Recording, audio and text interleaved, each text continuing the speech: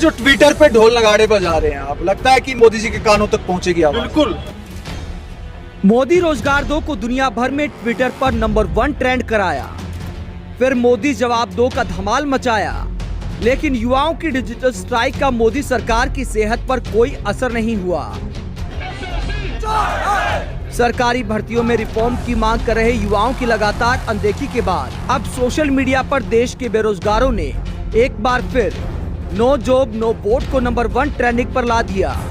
भर्तियों में लेट गतिविधि से नाराज युवा कह रहे हैं कि अगर मोदी सरकार नहीं जागी तो महंगा पड़ेगा।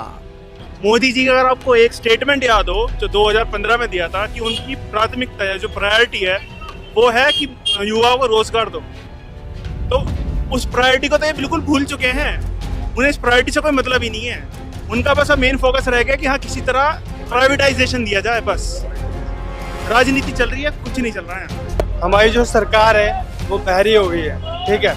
उसको जगाने के लिए ज़रूरी है कि हम सभी युवा जो बेरोजगार हैं संगठित हों और वो आवाज़ जो बहुत दूर बैठे हुए हैं, जहाँ तक आवाज़ नहीं पहुँच पा रही है, संगठित होकर ही उन तक आवाज़ पहुँचाई जाए। तो ये जो ट्विटर पे ढोल नगाड़े बजा रहे हैं आप, लगता है कि मोदी जी के कानों तक पहुंचेगी आवाज? बिल्कुल। आपको क्या लगता है कि घर पे हाथों हाथ बैठकर और सोचे कि हमें रोजगार मिल जाएगा और मोदी जी सुन लेंगे?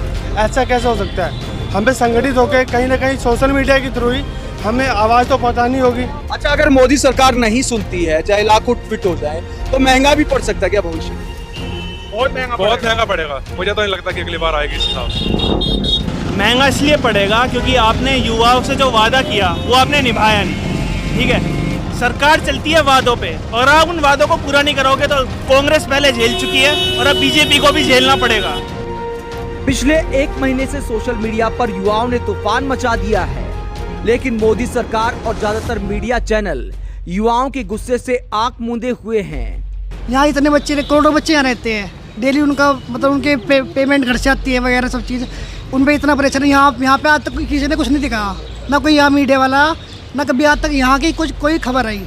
तो यहाँ के छात्र भी सुसाइड वगैरह कर लेते हैं क्या? सब करते हैं भाई, सब करते हैं। सब पे इतना प्रेशर है, फैमिली प्रेशर है, हर चीज़ का प्रेशर है, गवर्नमेंट जॉब चाहिए सबको। अब बंदे के जो बंदा 200 में 200 नंबर ला रहा, अब उसका सिलेक्शन नहीं हो रहा, फिर कैसे सिलेक्शन होगा बताओ? करती आपने ट्वीट किया इस पर? नहीं भैया, नहीं किया। बेरोजगारी पर क्या कहना चाहेंगे?